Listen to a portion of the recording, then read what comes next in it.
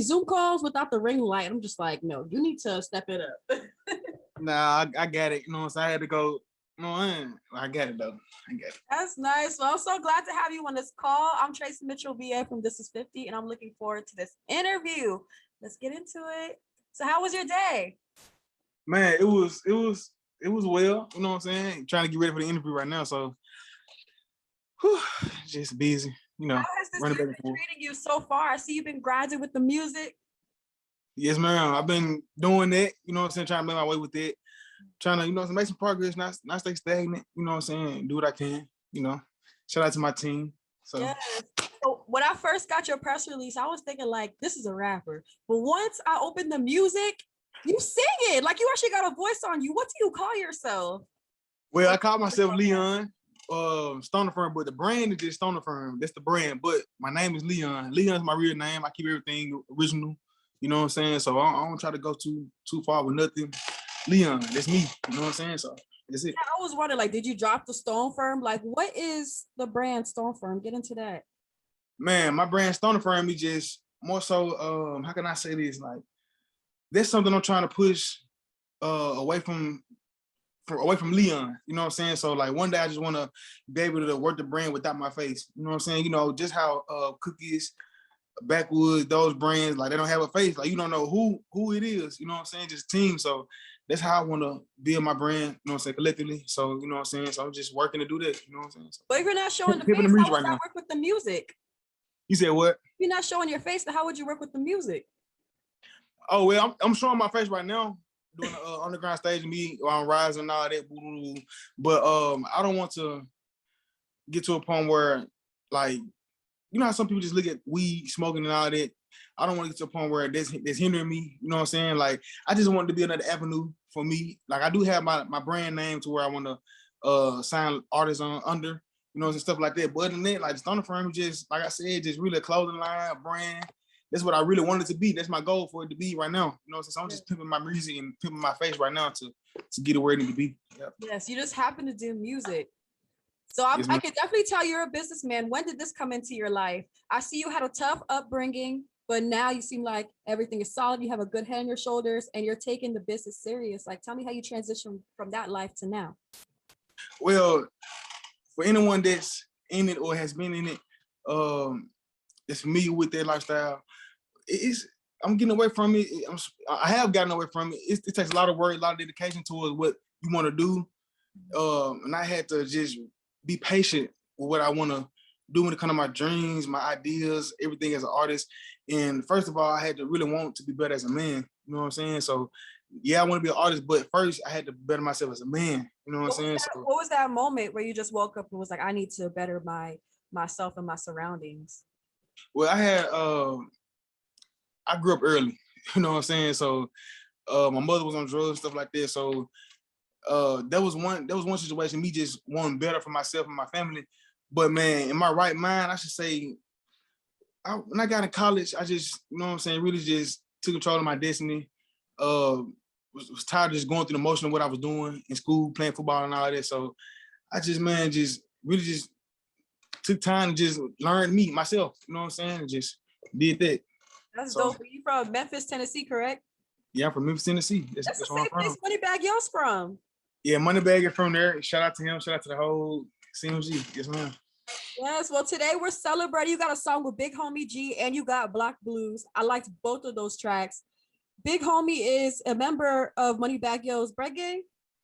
Yes, ma'am. He's a member of Bread Gang, and he's been rocking with Moneybagg for a long time. He's been hyping in when Moneybagg was coming up as a rising artist. You know, Moneybag's a big artist right now, so but now he's transitioned over to one of his artists, and he's really doing his thing. He's leaving his mark in the city and around the world right now. Yes, ma'am.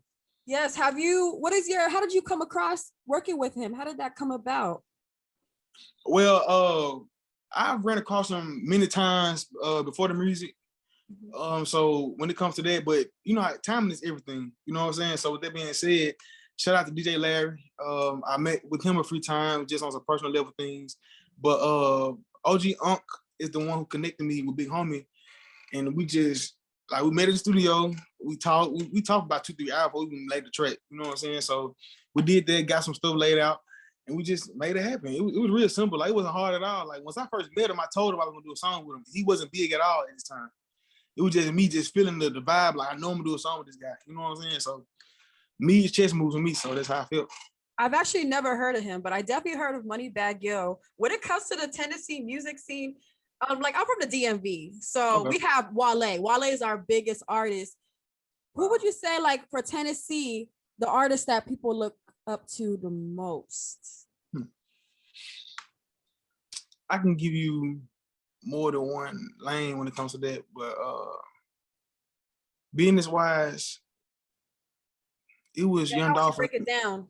Yeah, business wise, it was Young Dolphin, Yo Gotta, of course. You know what I'm saying? You know how that scene with Jim Paper Rock is. But artist wise, man, I can't take nothing away from Moneybagg Yo right now. Like, I can't take nothing away from him. Like, he doing his thing right now. So yeah, he's the one laying the blueprint right now. So, you know what I'm saying? It's working. So he's the one that got the light. So why not go out the way he's laying? You know what I'm saying? Be different, be unique, but he's the one that got the light right now. So why not take after him? Yeah. Yeah, from watching them come up, coming from nothing and becoming the superstars that they are, what did you take from their journey, or what is something that you really held on to? Well, for me, I'll be totally honest with you. I'm not the type of person to just watch out the guys just like the way of living and everything. Like, I'm not into that. But when it comes to the mindset, I try to find ways to pick their mind on whether it's through video, song, whatever. So when it comes to that, like Yo Gotti, Young Dolph, like those are the guys I really look up to when it comes to the business. Like, I don't look up to artists. I don't look up to artists because the business side is what I feel Memphis was lacking. You know what I'm saying? So those two guys being who they are. Starting to get it right these days, though. We hear more artists incorporate the business into music. Facts. So that was my way of, and me being who I am, as far as like, I don't mind getting out the game, what I've learned, been through.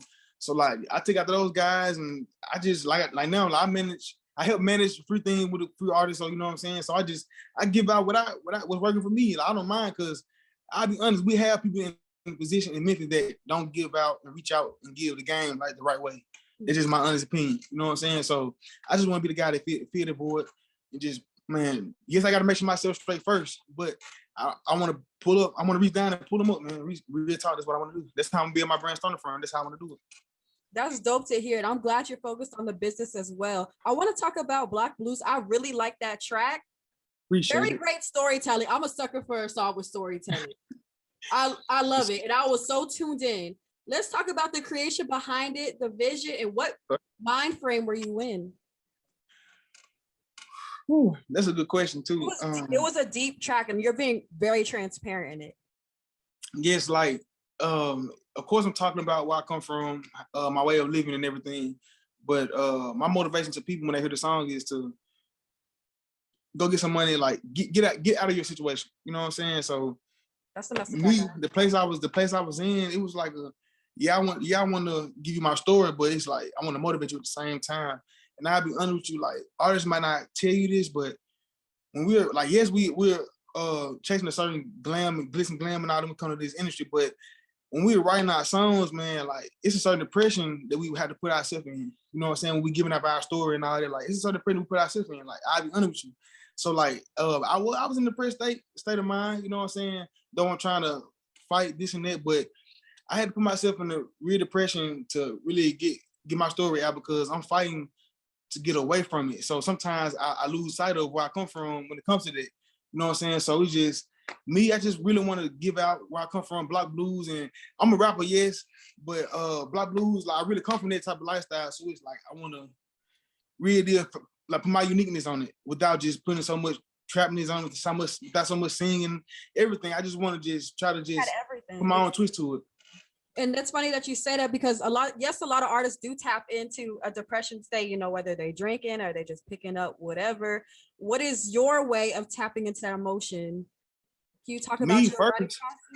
Ma'am, you said it again? Yeah, what is your writing process like? How do you tap into that feeling? Well, of course, you know what I'm saying? I sit down, put my thoughts together. I try not to, like I said, it's a depression state of mind, so I try not to put myself in there. So I'm trying to get good and just learning my cadence and just being a rapper. I'm trying to learn how to be good at being a rapper.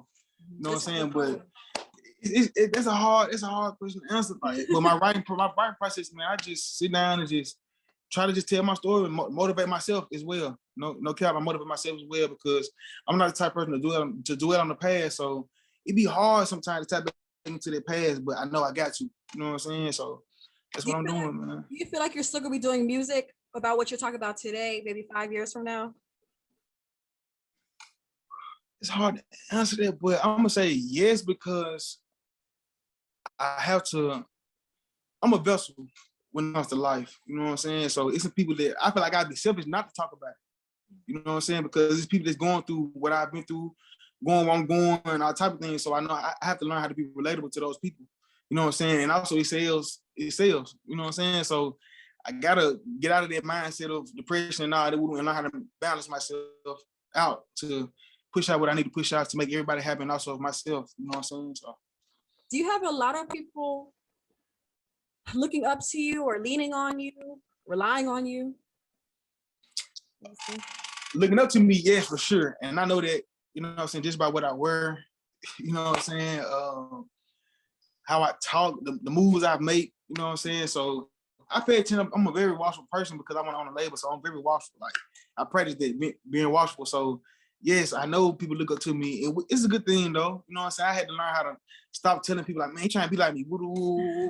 Nah, like bro, it's my influence. I had to learn how to channel it into being an influential person. You know what I'm saying? So yeah, because I was thinking you have all these businesses because Stonerfirm is not the only thing you have going on. You got Fubu, you have a beat battle every year. You're giving back to the community. I just have to like you must have a lot of people, like a lot of pressure on you right now. But if that's not the case, then what you doing? It's not pressure. It's not pressure. It's something I want to do. Like it's practice. Just like, you know what I'm saying? It's practice to me.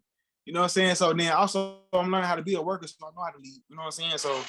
So when I invest in something, I know what to do. I know how to make it work. Not just put in the money and just walk away from it. You know what I'm saying? Nah, like so when I get big with this artist thing, like I want to be able to still make these situations, these events go on.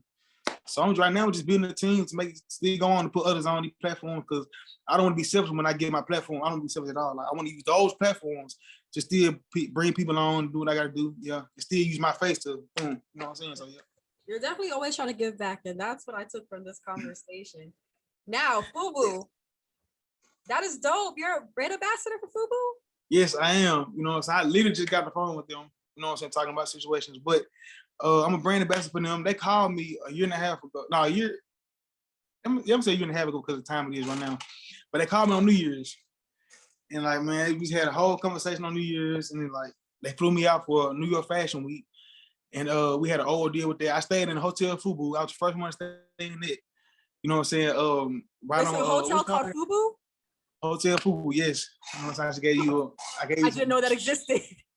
It's coming. It's already in works. It's already in works. So, Hotel Fubu, I stayed in that, man. The first person staying in that, man. My first time witnessing New York. So, like, me just around the cabs was different. Like, it changed my way of thinking, my way of living, everything. Like, I really appreciate that move from them. So, Fubu is a dope brand, historic brand. So, they banking on me right now in certain areas. We're working on some exclusive things, but yes, like that's a team right now. Right now, this is what I got on right now. Fubu. That's Fubu right there. I was looking at that hoodie. That's tough. Yeah, it's Fubu. Fubu stepping up. You know, at one point, Fubu was like a joke. Like I think it was like from a movie, and someone was like, "Fubu stands for this." You remember that? Well, it's brothers. That's what it stands for. No, but I know what you're saying though. But you see what I'm saying? But it's like now it's like okay, it's coming back to like no, Fubu's lit. Yeah, they lit, man. They got their respect, man. For me, for sure. You know what I'm saying? A lot of people that watching this go ask why you though? Why you as brand ambassador? Me? Why? To be real, I'm the type of person like I don't like to follow trends. You know what I'm saying? So at this time, they wasn't coming back when I decided to wear these things. So I was finding people like thrift store shopping. I was finding people online that were selling the throwback clothes. And I also went to California and found a thrift store, and I bought a lot of it, and started tagging them in it. And just wanted to be different. Like, I didn't want to wear Nike, and I didn't want to wear it. No disrespect to them, but I just wanted to be different. I found a way to do that. Just like even when it comes to artists, when I want an artist to listen to my song, I don't hit up artists. I hit up their best friends. I figure out who's around them. So when it came to Fubu, I figured out who was around Damon John, Carl, Jay. You know what I'm saying? I figured out who's around these people. So I hit them up, and I figured out and You gotta come started correct just with those tagging people me like everything I that. was doing. You gotta Yeah, so I was come just tagging correct. me Like you gotta everything know I how to did. put together an email. You gotta have resume. Yeah. Thanks, all that. Like I had to put it together. You know what I'm saying? So, and what's funny, they came to Memphis one time and they walked in the mall and they seen my CD sitting in there. One of the guys, one of the representatives for Fubu, and shout out to Don. That's who it is, Don. He would listen to my music 2 months before he even called my phone. You know what I'm saying? So when it all connected with the Instagram call, he was the one that was paying attention to my Instagram and everything. And when they all just came together, it was like, man, I know he is. So it's just, they called me. We were talking. We just went from there. So. And lastly, I want to get into the community work. Let's talk about that. What you're doing for the community. Let's talk about it. Well, community work. I just recently gave out over 30 pairs of shoes to the homeless, and I say about 10 to 15 pairs just to younger kids who just wanted the shoe, who watches me on Instagram, Facebook, whatever. So like that's just my way. If you go on my Instagram, you will see a video of me doing it. I didn't want to video it because of certain reasons, but I did because, like I said, my influence. I knew I was gonna receive backlash, but I wanted to see my influence, and it worked. I've seen 4 or 5 artists literally giving away shoes and shirts to homeless and to kids. Like I've been seeing it. So you know what I'm saying? So even when it comes to that, that's one way. Shout out to Best Buy. They invested in the tech center in Memphis. So I'm one of the mentors that help the artists, graphic designers, whatever it is, podcasts. Like I'm one of the mentors that help the kids go down there and just help them flourish, whatever their dream is. I try to put my mindset to them and just try to just walk with them and just teach them to do whatever they need to do to get them where they need to be. You know what I'm saying? So we try to simplify a lot of things that's going on. You know, it's because a lot of people look at the money bag yos, the black youngsters, the key glocks, and they just stuck on the diamonds and not knowing what it takes to get those diamonds. You know what I'm saying? So that's what I'm trying to break down to them and just really give them the business of what it takes. You know what I'm saying? That's just so good to see. What's next? And give us your social media. My social media is Stonerfirm Leon, or Leon Stonerfirm, however you want to put it. And then what's next for me, I have a tape I'm working on. I just dropped the EP, like we just talked about, Block Blues. But I'm working on a tape. I'm not gonna release the name of it yet, but I'm working on the tape. I'm working on some deals, of course. Man, what's next for me is just continue to just better the man I am first, being the artist I am. You know what I'm saying? So it just, I'm not gonna say I'm on the fly. You know, shout out to Cunny.